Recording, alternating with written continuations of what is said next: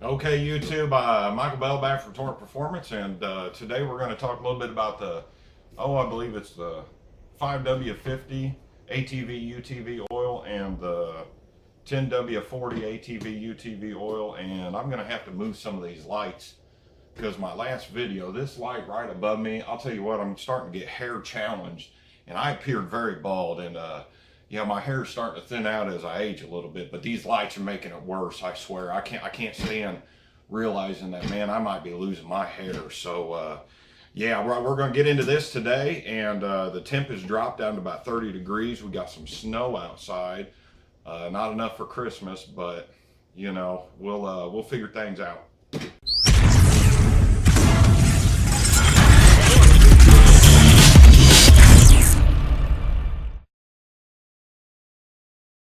Okay, I'm back again, and we're going to discuss these two grades of ATV oil that Amsoil has. The main one with the yellow cap, the 5W-50, is basically, here we go again with Polaris, is basically for Polaris.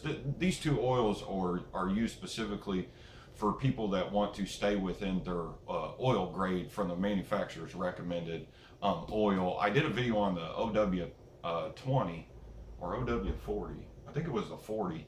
If you ever thought about running the OW40, check out my other videos in my video list, and I go through on the OW line on the huge benefits of running that, and then it basically will cover these specs on it. But the 5W50 is basically for your Polaris models of ATVs or UTVs, and it's a full synthetic oil. And when you're running this full synthetic oil in your ATV and UTV, there's additives and detergents in it because of the varying conditions from hot to cold. On the 5W50, you've got advanced synthetic technology, resists oxidation and protection against extreme heat to help prevent sludge and varnish. Excellent cold flow ability for quick starts in cold temperature, cool shrouded engines. And the reason they go with a 5W50 instead of a 10 weight is, in the winter, as your oil sets with the outside temperature, you need a little bit thinner of a weight of oil, especially on startup. A lot of your wear will start with the startup of the engine. And another thing is, a lot of people, I mean, these UTVs and ATVs, if you buy them new, are very pricey. The one thing about both of these, again, is they're warranty secure. So if you want to up your protection, maybe you're upping the horsepower and you're within warranty, this Amsoil fluid is well worth purchasing to protect your ATV and UTV. A lot of these manufacturers, they sign a contract or outsource their oil when the oil is produced. Like my car, I've got a Mitsubishi, and I went to the Mitsubishi dealer, and they changed my oil with full synthetic before I started really selling Amsoil. And I'm like, where is this oil made? We don't know. Nobody seems to know anything when it comes to these OEM oils. They come in a bottle. They're hit with the manufacturer's label. It said Mitsubishi on it, and I'm looking at it, and I just couldn't get an answer on where the oil was produced, because I'm not going to get into that today. But a lot of full synthetic oils actually aren't fully full synthetic. The government has a standard on the full synthetic, what they consider can be sold as full synthetic, but Amsoil is officially full synthetic motor oil and whatnot. And I was a huge ATV person. The UTVs, I never got into those. They're starting to get popular as I started kind of getting out of the four-wheeling stuff. But it just, when you're fighting heat and, you know, cold temperatures, you need oil that is going to protect in all the conditions. So if you have a Polaris ATV, UTV, this oil, the 5W50, I would highly recommend. It says here, the Ranger, the Razor, and the Sportsman, which you've got both utilities, four-wheelers, and then your UTV. And it's also API and JASO MA approved. So that's what makes it warranty secure, because it actually exceeds the manufacturer's recommended. And then you've got basically your 10W-40. Now on the 10W-40, there's a couple things. On ATVs, I usually road sport quads. had 2 or 3 of them, hopped them up, of course. It's good. When you hop them up, the engines don't last. Usually, I mean, they start to wear down. You use them, you're always over revving them. You get down in the woods and the heat gets to it. I had that Hyosung 4-wheeler one time that engine got so hot. We were going down in a gully, and because there's no airflow out there, that engine got so hot that it just like that, it just quit running. And I'm like, oh my God. And I remember I went to try to start it, and the guy I was with, he said, oh my God, don't start it, you know. And I'm like, oh shit, you know, what was I thinking? I wasn't quite sure what it was, but it overheated, and it was caused by the thermostat was jammed open. I've never seen that before, which made me wonder about the previous owner. The thermostat has a rod in it, and there's a spring, and when it hits a certain temperature, it opens up and allows the coolant to flow through the cylinder head of the engine to cool it down, and it was actually bent, which made me think that it was having some heat issues before, and the person to keep the antifreeze flowing, which isn't exactly good. Now I do know the YFC 450, I believe, doesn't have a thermostat, it just constantly runs, but it basically was jammed open because it had other issues, and what it was a $10 fan to turn the fan on the radiator that reads the coolant. It's just amazing what people do. Instead of spending $10, they rig it up. But the 10W-40, this stuff here, it's just like this. It's warranty secure. It can be used in Kawasaki, Suzuki, Can-Am, Honda, Yamaha, Kubota, and John Deere. Around here, the Kubotas and the John Deere UTVs are becoming very popular for the farmers, and you can actually step up your protection on those and run a full synthetic Amsoil product. It's also warranty secure, so it meets and exceeds all standards if you're running a 10W-40 for your manufacturer's warranty. And it says custom engineered for hardworking and performance ATVs and UTVs. Like I said, these UTVs are becoming extremely popular. Advanced synthetic technology resists oxidation and protects against extreme heat. And I'll tell you what, I'm gonna put a whiteboard up here, and I'm gonna explain a little bit of the oxidation, because what happens when your engine gets hot, if you do like short trips, you know, you fire it up, you go for a little ride, it gets hot, but it doesn't get up to operating temperature, you're actually getting water in your engine. And what happens when you don't get operating temperature is it doesn't burn off. So you start to get oxidation, which actually makes the oil acidic. And that's why in an ATV and UTV, you want to be constantly, especially on these off-road vehicles, you want to be constantly changing your oil to fight the oxidation and actually get more acidic as it sets.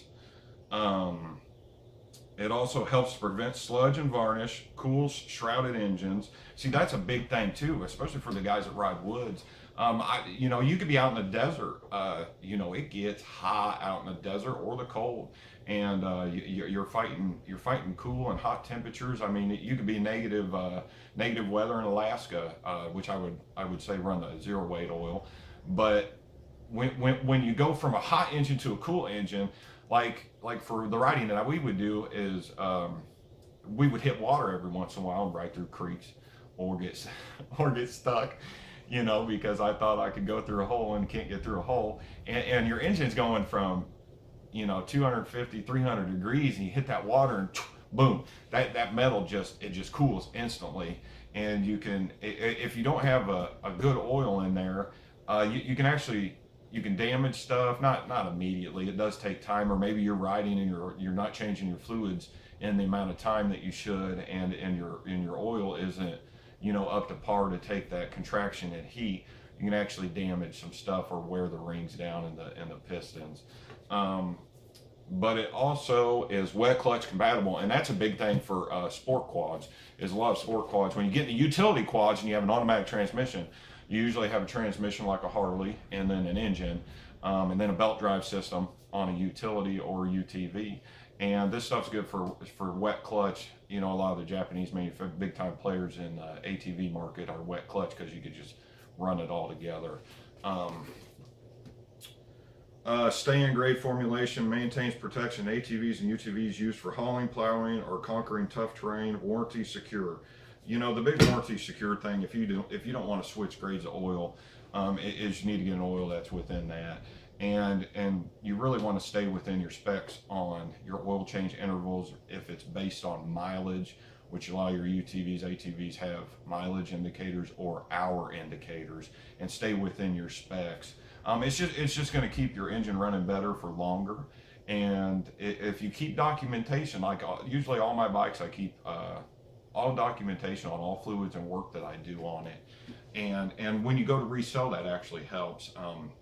And whatnot, but Amsoil also, now you're not going to be able to do this if you go on to the Amsoil link, and I'll put the description below to look up your ATV or UTV, but they have a dirt bike oil that's a 1040, and I may get into that next week on the dirt bike oil, but the dirt bike oil is very impressive. What Amsoil did with the dirt bike oil, pulling the racers that they sponsor into the lab and started asking them questions on what they needed, and they formulated the dirt bike oil for what they needed. And the big thing is clutch feel, and like when I would ride in the woods and you're going around corners and maybe you're going to go up a hill, clutch feel is vital. A lot of that stuff, once you get into train, the clutch is very important in how you work it and release it. But you know what, I'm gonna set up a board here, and we're going to cut. I'm going to get a little bit into the pH scale on acids and alkalines. Now, it ain't going to be, you know, like on YouTube, these professors and doctors. I'm going to give you a little redneck intervention on some knowledge on you. But from my last job, I've got a little bit of knowledge of the pH scale.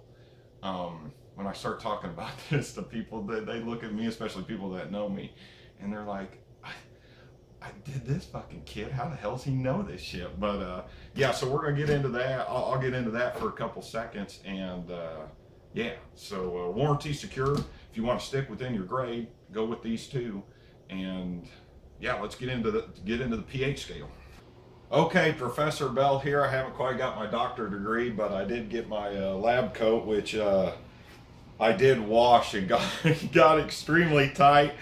And I've got a new washing and drying machine, and I haven't figured out the dryer yet. So the wrinkles are kind of in the lab coat, but I think I look pretty good in this. So, you know, I'm going to try not to butcher this up too much. On the pH scale, you basically have acids and alkalines on the scale.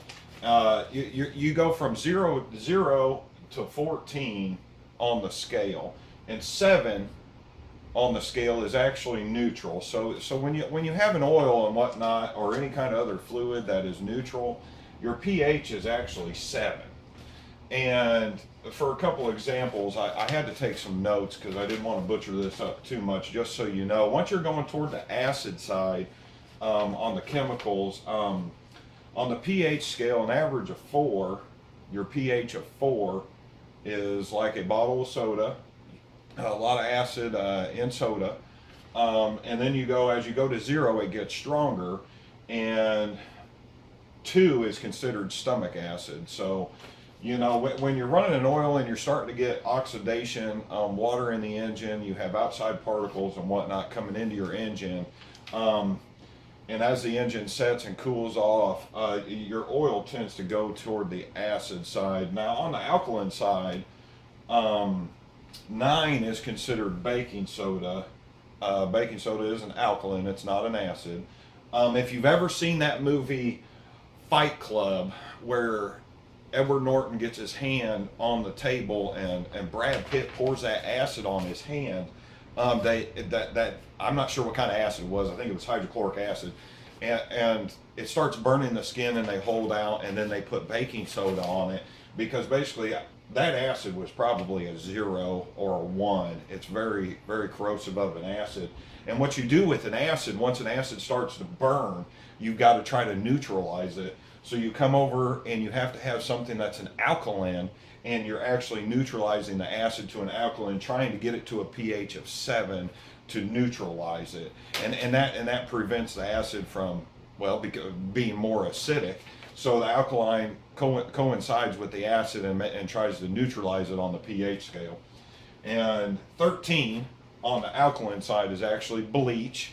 You know, a lot of people think acid is very corrosive and whatnot, which it is, but just because something's not an acid and it's an alkaline, it can still be a problem with inhalation and whatnot. Bleach, you start mixing bleach with other chemicals and, you know, and you can go from a really strong acid and create a, but well, I'm not going to get into that. It's not actually very hard to do.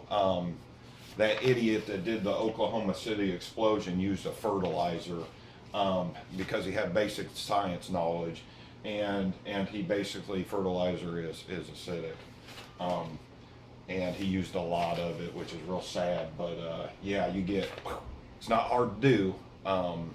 It's pretty basic stuff. It really surprises me that a lot of people don't have knowledge on the pH scale. That they don't do a very good job at schools teaching this.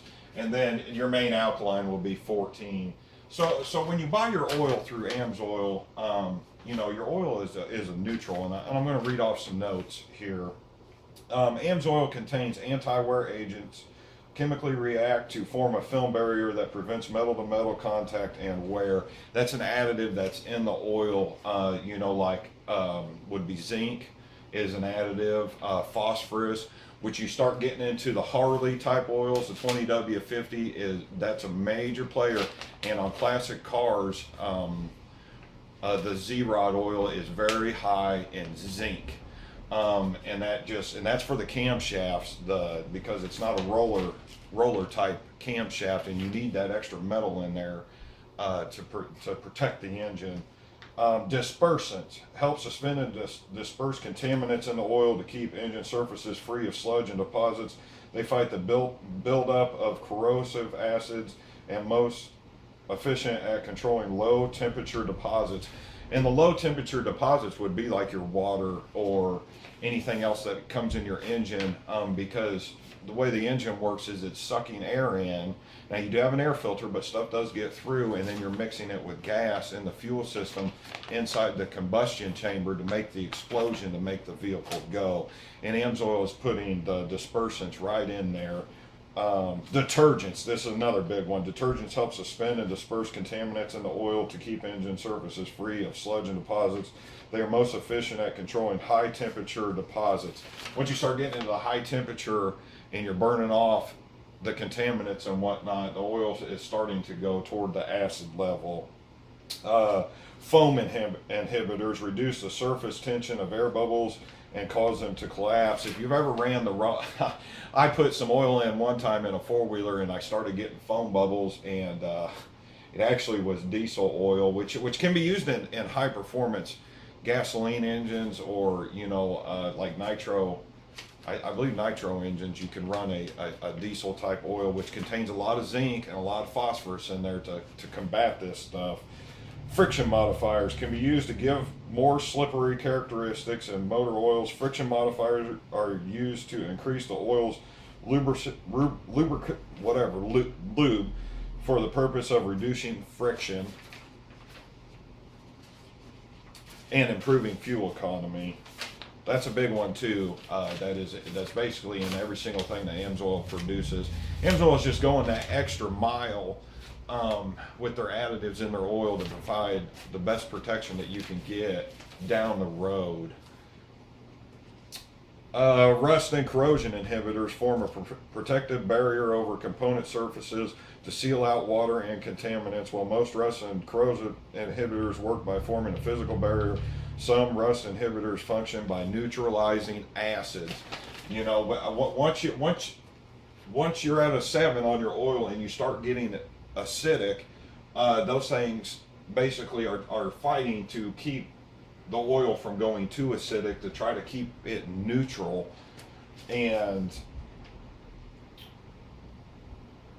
the rust inhibitors, I believe that's in just about everything that they produce. Don't quote me though. God, Amsoil, don't be calling me. I'm trying to give you a redneck version of this. I'm no super professional scientist.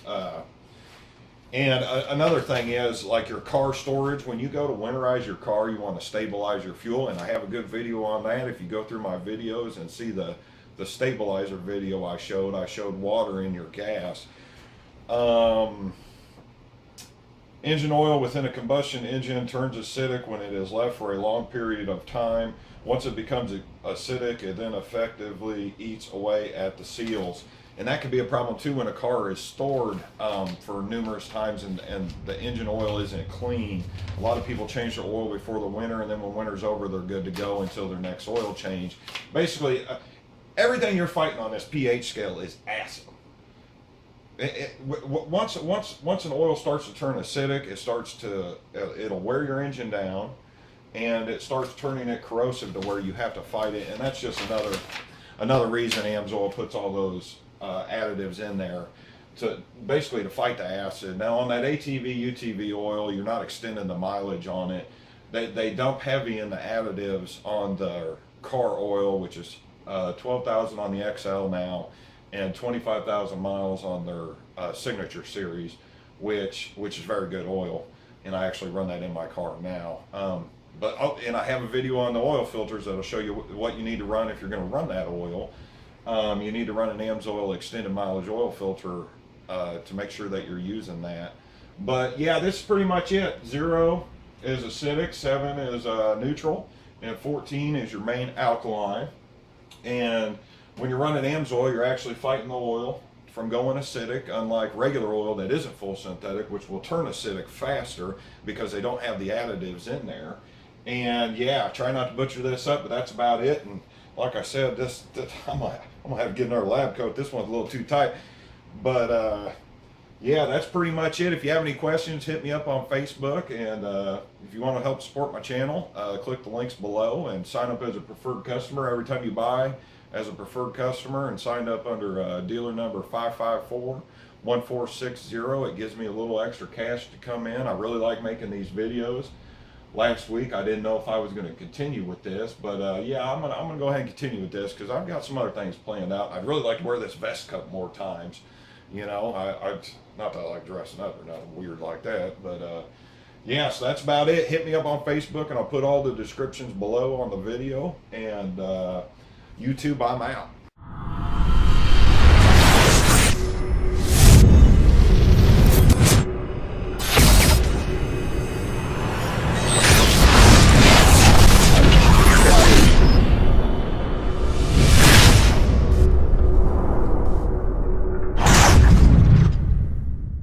You guys need to wake up, man. You need to open your eyes. You need to be looking. You know why I got money? Because I look for it. I made a decision to get it, okay? So I know this. People have to know who I am. That means people have to not like me. You understand? I have people that don't like me. I don't care. I'm not trying to win a popularity contest. I'm trying to get known.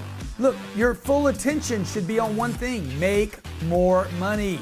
Okay, how do I do that? I got to get in front of people, because you can't actually make money. I need to get in front of people that have money. How do I get Grant Cardone's attention? Okay, how do I go work for a company that has money?